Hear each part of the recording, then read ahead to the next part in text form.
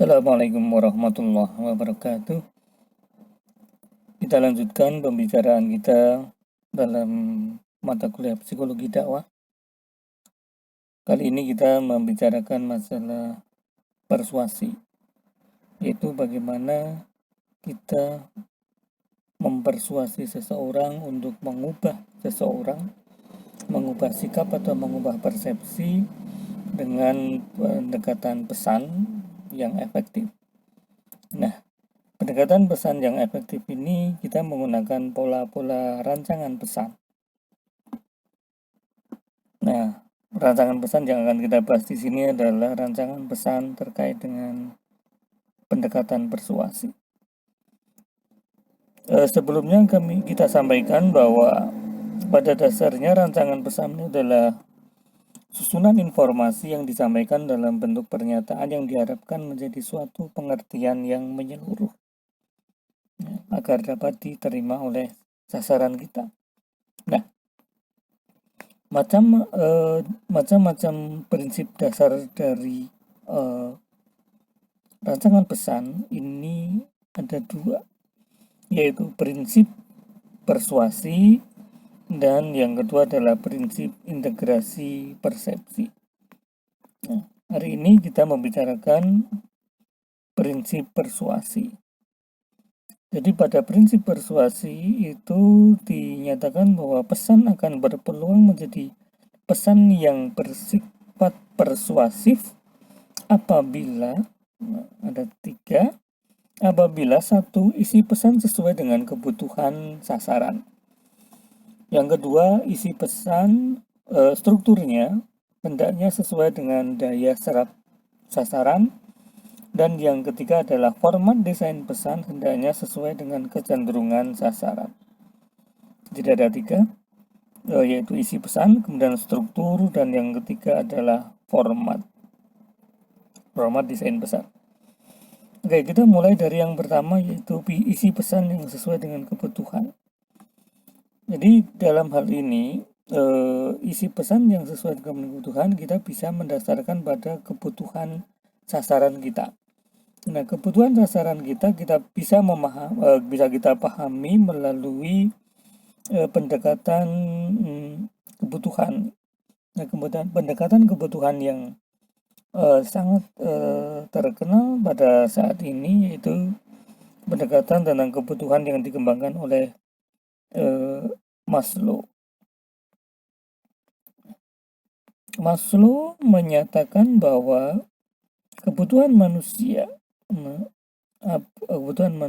itu meliputi beberapa tingkat, dari yang paling dasar sampai ke yang paling atas.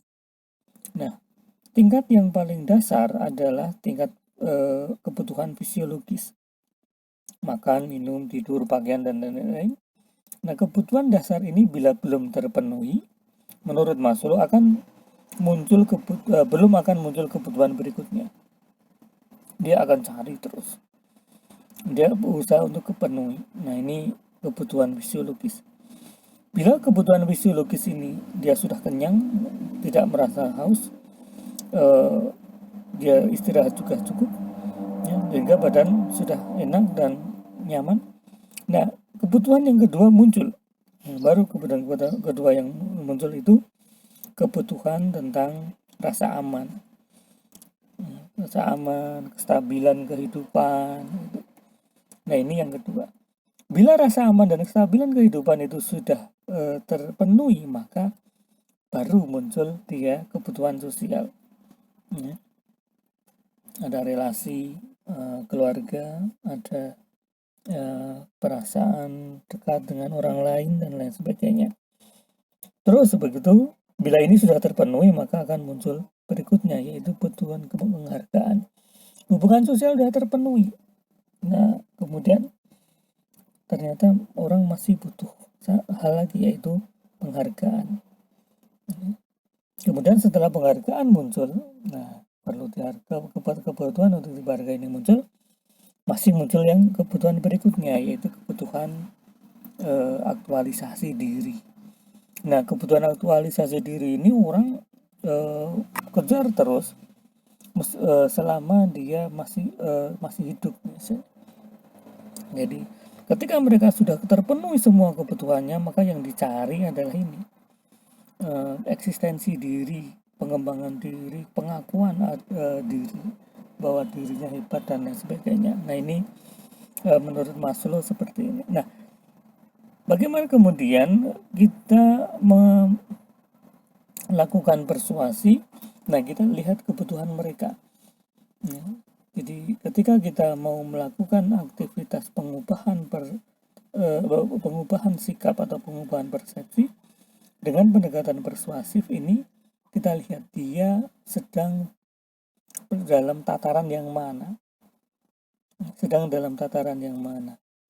Artinya kalau kita itu bicara tentang hubungan keluarga dan lain sebagainya, sementara orang ini lapar, maka dia tidak akan tertarik. Jadi yang dia pikirkan saat dia lapar adalah bagaimana terpenuhi kebutuhan makannya. Nah ini. Jadi dengan demikian apabila kita melakukan pendekatan pada sasaran, kita lihat dulu dia yang sudah terpenuhi apa.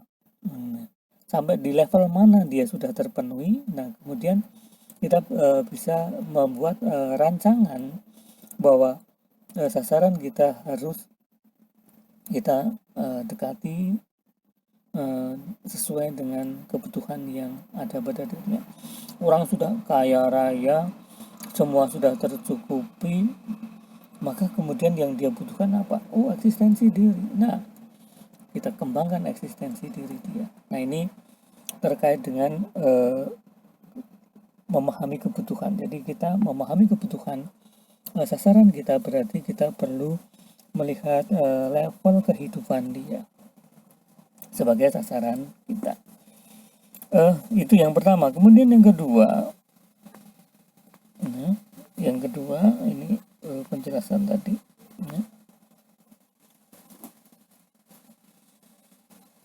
Ini penjelasan tadi. Ini yang masih yang pertama. Jadi bila kebutuhan paling bawah belum terpenuhi, maka orientasi berpikir sasaran akan berada pada sekitar hal itu.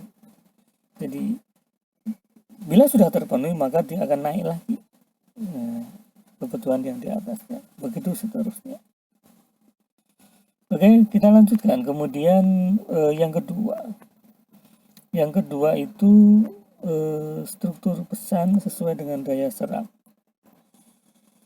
Artinya pesan yang kita susun itu disesuaikan dengan potensi sasaran kita. Petty dan Cacioppo menjelaskan bahwa ada dua jalur yang berbeda dari sasaran dakwah kita terkait dengan penyerapan pesan. Jadi ada satu pesan persuasi itu ternyata diterima oleh sasaran kita. Ini ada dua jenis. Apa itu? Ini menurut teori Elaboration Likelihood Model. Yang pertama adalah mereka yang mengelaborasi pesan itu dengan jalur sentral. Jadi elaborasi tinggi dengan jalur sentral. Nah, mereka yang menyerap pesan dengan jalur sentral ini penyerapannya dilakukan dengan hati-hati. Dengan hati-hati, dengan pertimbangan-pertimbangan logika. Nah, sehingga kualitas perubahan itu tergantung dari kualitas argumentasi. Kenapa? Karena pertimbangan-pertimbangan logika tadi. Artinya dengan demikian kita perlu lihat sasaran kita itu cara berpikirnya seperti apa. Nah, bila dia cara berpikirnya menggunakan jalur sentral, maka ini yang kita lakukan. Jadi kita menggunakan pesan yang sifatnya argumentatif. Ada dasarnya dan dia masuk akal. Nah ini elaborasi tinggi. Berbeda bila sasaran kita berada di jalur elaborasi rendah. Bila sasaran kita berada di jalur elaborasi rendah, maka pencernaan informasi itu tidak hati-hati. Asal menarik saja, masuk. Jadi mereka tidak mempertimbangkan argumentasi, tidak mempertimbangkan argumentasi. Nah, kemudian kalau demikian, apa yang dia terima? Yang dia terima adalah pesan yang memiliki kekuatan dari sisi sumber. Jadi tingkat perubahan itu tergantung dari kunci persuasi, yaitu sumber. Nah, sumber ini terkait dengan pemahaman mereka bahwa sumber ini cukup layak dipercaya, cukup layak diterima. Yang jelas mereka memperhatikan siapa yang bicara, kredibilitas mereka yang bicara itu seperti apa bagi audiens. Ini jadi tingkat perubahan itu tergantung pada kunci pesan persuasi. Nah, di sini dengan demikian, bila kita perhatikan subjek kita itu, sasaran kita itu memang memiliki dua alur yang bisa terjadi pada mereka meskipun tidak disadari. Ada yang menyerap pesan dengan alur sentral. Nah, bila saya sentral, maka dia menerima pesan itu tergantung dari tingkat argumentasinya. Sedangkan bila sasaran kita itu menggunakan jalur periferal, maka tingkat perubahan itu tergantung dari kunci persuasinya. Siapa orangnya, bagaimana orangnya, bagaimana menurut mereka kualitasnya, dan lain sebagainya. Ini dasar diterimanya pesan di sini. Jadi dengan demikian, bila kita memperhatikan karakteristik pesan, menerima pesan, kemudian kita melihat, ternyata di sini audiens kira-kira tidak bisa menerima pesan dengan argumen-argumen yang kuat. Dia butuh orang yang bisa mereka percaya, ya, untuk bisa mengikuti kata-kata mereka. Berarti kita cari orang aja yang lebih mereka terima, ya. Cari orang yang lebih mereka terima. Paling tidak kita ambil namanya, kemudian kita tempelkan dalam pesan kita. Nah, misalkan Pak Lurah menyatakan bahwa aturan ini tidak benar, ini hoax. Nah, ini kan kita menempelkan pesan itu dari kepada Pak Lurah. Artinya mereka yang memiliki otoritas untuk itu, dan ini punya kredibilitas. Nah, kalau saya sendiri yang ngomong, saya bukan lurah, saya hanya orang biasa, saya adalah teman bermain mereka. Nah, ini nggak bisa diterima. Nah, ini yang dimaksud dengan jalur periferal atau jalur elaborasi rendah. Ketiga, yaitu format desain pesan. Jadi format desain pesan hendaknya sesuai dengan kecenderungan sasaran. Format desain pesan itu merupakan sebuah bentuk penyajian pesan yang disusun dalam kaitannya dengan daya pengaruh pesan yang disusun itu sendiri. Oke. Penyusunan format desain pesan terkait dengan karakteristik sasaran kita. Nah, format desain pesan ini ada 4, ya, ada 4 paling tidak. Yang pertama adalah pesan satu sisi, kedua adalah pesan dua sisi, ketiga adalah pesan klimaks, dan keempat adalah pesan anti klimaks. Jadi kita mulai. Format dua sisi dan satu sisi. Dua sisi dan satu sisi. Pesan dua sisi atau two-side message adalah komunikasi yang menyajikan pesan dengan penekanan sisi positif dan negatif. Nah, jadi positif disampaikan, negatif disampaikan. Nah, positif dan negatif dari kepentingan pengirim pesan. Nah, sedangkan pesan satu sisi itu pesan yang hanya menyajikan penekanan sisi positif saja atau sisi negatif saja dari posisi kepentingan pengirim pesan. Misalnya kita bicara bahwa masker itu harus dipakai. Nah, sisi positif untuk penyampaian ini, untuk penekanan bahwa orang harus pakai masker. itu bisa menyampaikan dengan pola dua sisi, positif dan negatif. Positifnya pakai masker, negatifnya pakai masker. Nah, ini dua sisi. Sedangkan kalau pesan satu sisi, positifnya pakai masker apa, negatifnya atau negatifnya bila dia tidak pakai masker. Nah ini pesan two sides message dan one side message. Nah sekarang model ini apa karakteristiknya, keuntungannya, kelebihannya? Jadi kalau pesan dua sisi itu punya efektivitas bahwa satu, pesan menjadi efektif apabila terdapat perbedaan yang nyata antara dua sisi tersebut. Pakai masker, perbedaan nyata bahwa pakai masker itu efeknya begini, tidak pakai masker efeknya begini, negatifnya. Nah, negatif dan positif itu bila kelihatan nyata, maka pesan dua sisi ini efektif. Tapi kalau perbedaan antara dua sisi ini tidak kelihatan atau tipis sekali perbedaannya, maka penggunaan pesan dua sisi ini kurang efektif.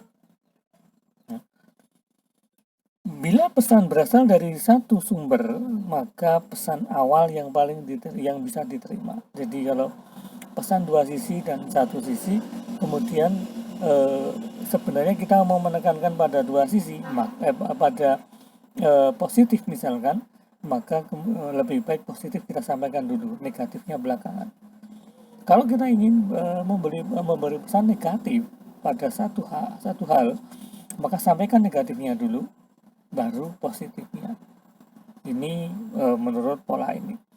Dan bila pesan disampaikan dari sumber yang berbeda, maka kredibilitas sumber itu sangat berpengaruh. Artinya dua sisi disampaikan oleh dua orang yang berbeda, ini berbahaya. Kenapa? Karena dua orang yang berbeda ini bisa salah satu memiliki kredibilitas lebih tinggi. Nah, orang yang memiliki kredibilitas lebih tinggi, ini dia akan lebih diterima. Meskipun sebenarnya pesan itu sebenarnya tidak mau disampaikan, tetapi karena yang menyampaikan adalah orang yang kredibilitas lebih tinggi, maka justru malah menjadi diterima. Nah ini, bila sasaran berada pada posisi netral, sasaran persuasi kita, maka model format pesan dua sisi ini sangat efektif. Ya. Kemudian pro kontra ini lebih efektif daripada kita sampaikan kontra dan pro. Jadi pro dulu baru kontra. Nah, ini efektivitas pesan dua sisi. Kemudian kalau satu sisi, kapan kita menyampaikan satu sisi? Pertama, saat bahwa sasaran akan menerima pesan yang mendukung predisposisinya. Jadi ketika dia sudah punya predisposisi, punya pemahaman yang sama, misalkan kita mau menyampaikan bahwa menggunakan masker itu sesuatu yang perlu kita lakukan. Kok sasaran kita, audiens kita memiliki kecenderungan ke situ. Nah, tinggal itu pesan satu sisi sangat efektif. Jadi ketika mereka sudah punya predisposisi, pesan satu sisi lebih efektif. Juga yang kedua adalah sasaran yang kurang kritis. Nah, ini pesan satu sisi. Nah, sasaran yang kurang kritis, dia tidak berpikir tentang logika-logika yang harus kita pakai. Nah, ini kita gunakan pesan satu sisi lebih efektif. Kalau pesan dua sisi kadang justru malah bingung. Ini maksudnya apa sih? Terus seharusnya sebagaimana? Nah, kan malah justru akan muncul pertanyaan-pertanyaan seperti itu. Sasaran yang tidak memiliki penilaian berbeda atau tidak memiliki counter argument juga lebih mudah menerima. Ini hampir sama dengan yang kedua tadi. Hampir sama dengan pernyataan yang kedua, yaitu yang kurang kritis, dia akan lebih mudah menerima satu sisi. Ya. Nah, sasaran yang tidak memiliki counter argument, nah itu juga akan lebih mudah menerima pesan satu sisi. Nah, kelemahan penggunaan model ini adalah Bila sasaran sudah berpihak pada satu sisi, nah, bila sudah berpihak pada satu sisi, maka argumen dua maupun satu sisi sulit mengubahnya. Pada satu sisi yang berlawanan, kemudian kita mau ubah dengan argumentasi yang kuat. Argumen satu sisi maupun argumen dua sisi itu sulit mengubahnya. Nah, berarti dengan demikian model pesan satu sisi dua sisi ini tidak cocok pada subjek atau sasaran atau audiens yang sudah memiliki predisposisi yang berlawanan. Masker tidak penting. Nah, ini maka perjuangan yang kita lakukan untuk mempersepsi, untuk mengubah mereka itu sangat berat bila kita menggunakan satu sisi atau dengan dua sisi. Nah, penyampaian pesan satu sisi, nah ini perlu diperhatikan. Satu sisi ini bahayanya adalah bisa menimbulkan bumerang effect, yaitu serang balik. Nah, serang balik karena apa? Kita hanya menyampaikan satu sisi seolah-olah kita menutup atau kita tidak jujur, ya. Hanya menyampaikan model satu sisi sehingga kelihatan kita tidak jujur. Nah, di sini akan terjadi counter attack atau sering disebut dengan bumerang effect. Kemudian sasaran yang sudah memiliki pengetahuan atau pengalaman tentang materi yang kita sampaikan ini juga tidak pas bila kita beri model satu sisi maupun dua sisi. Jadi model ini, persuasi ini tidak tepat untuk orang-orang yang sudah tahu tentang penggunaan masker itu tidak penting. Oh, saya tahu masker fungsinya apa. Nah, jadi nggak penting itu masker. Nah, ini tidak akan efektif gitu ya. Dia akan tertawa dalam hatinya, misalkan seperti itu. Walaupun dia diam, tapi dia tidak mau menerima. Kemudian kita jangan menggunakan model pesan ini apabila tidak ada perbedaan argumen yang kuat antara dua sisi. Jadi kalau antara dua sisi ini tidak punya argumen yang kuat perbedaannya, maka jangan gunakan itu. Ini sering kita temukan ketika orang menekankan satu keyakinan dalam beramal atau beribadah. Kemudian ketika menekankan itu ternyata dalilnya itu tidak begitu kuat, akhirnya ya mentah sendiri. Nah, ini contoh. Oke, itulah pesan satu sisi atau dua sisi. Selanjutnya model pesan klimaks anti klimaks. Pesan klimaks atau klimaks order itu merupakan pesan dengan penempatan materi terpenting terlebih ada di bagian akhir. Yang pesan penting ada di bagian akhir itu klimaks. Sedangkan anti klimaks atau anti klimaks order itu merupakan pesan dengan penempatan materi terpenting ada di depan. Yang penting dulu, nanti kemudian yang berikutnya adalah penjelasan. Nah, efektivitas pesan model klimaks anti klimaks ini terkait dengan yang pertama, dia akan efektif bagi sasaran yang memiliki tingkat perhatian atau tingkat kepentingan yang tinggi ya, pada objek itu. Kita kalau misalkan kita bicara mau pesan memberi pesan bahwa masker itu penting itu, tetapi sasaran kita itu nggak peduli masker atau tidak. Nah, kita cari sisi yang lain, misalnya kesehatan. Nah, mereka butuh sehat. Nah, ketika masalah sehat ini berarti kita bawa ke masalah kesehatan. Nah, ini contoh bahwa pesan klimaks anti klimaks itu akan menarik, akan bisa diikuti saat memiliki sasaran kita punya kepentingan, punya perhatian atau punya kepentingan di situ. Kemudian pesan klimaks itu lebih efektif bagi pesan yang membutuhkan empathic order, ya. Jadi pesan yang lebih cenderung emosional, dengan argumentasi sebagai klimaksnya. Ya. Jadi misalkan itu kita bicara tentang penggunaan masker.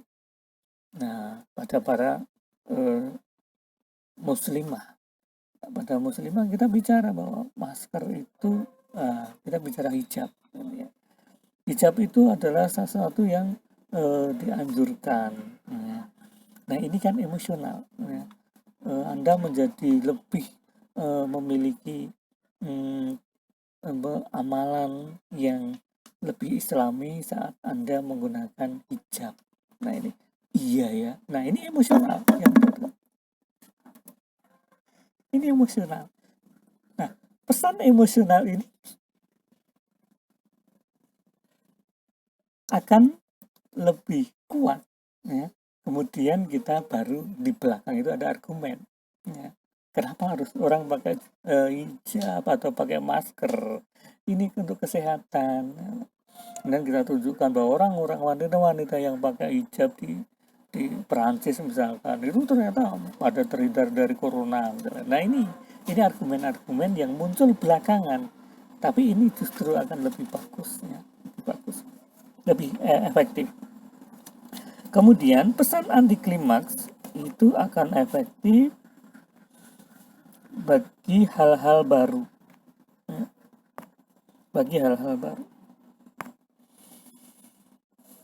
Jadi asing atau hal yang tidak menimbulkan pro kontra. Jadi anti klimaks ya, model anti klimaks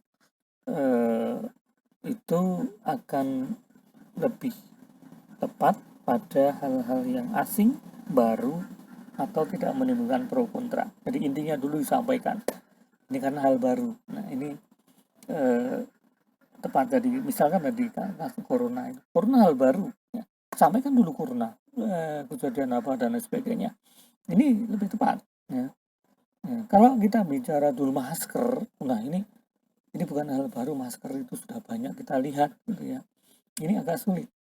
Tapi ketika itu hal baru, maka akan lebih efektif saat kita gunakan corona. Nah, corona adalah informasi baru, hal baru. Asing juga hal baru, asing. Nah, ini bisa akan lebih tepat disampaikan dengan model anti klimaks, dan dia tidak menimbulkan pro kontra. Ini anti klimaks model.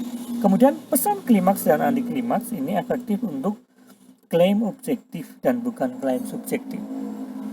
Jadi klaim yang bersifat rasional ya. Rasional yang objektif ini lebih tepat menggunakan klimaks atau anti klimaks, bukan menggunakan yang tadi, yang sebelumnya tadi. Oke, ini efektivitas. Kemudian efektivitas yang berikutnya, pesan klimaks efektif pada subjek yang sudah familiar dengan topik ya. Dan anti klimaks efektif pada subjek yang belum familiar ya. Familiar itu kulino ya, kebiasa. Kemudian bila pesan mengandung klaim subjektif, maka lebih baik gunakan pesan klimaks ya. Terpaksanya kok ini data informasi ini yang hendak kita tekankan ini klaimnya subjektif, maka gunakan klimaks ya. Klimaks ini terpaksanya kok subjektif, kita tidak punya logika yang kuat, yang objektif dan lain sebagainya, tapi kita harus sampaikan karena ini pesan ini penting tapi bersifat emosional, misalnya tentang NKRI harga mati, ini kan emosional. Nah, ini gunakan model klimaks. Pesan dengan klaim objektif, nah ini anti klimaks ya. Klaim objektif itu modelnya anti klimaks.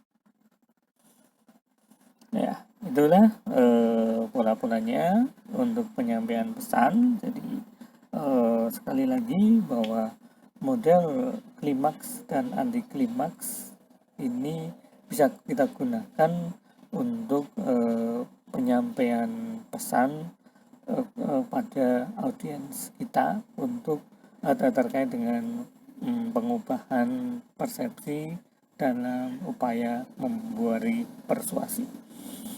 Demikian, nanti setelah ini akan kita sampaikan tugas sebagai evaluasi dari perkuliahan ini. Saya akhiri. Assalamualaikum warahmatullahi wabarakatuh.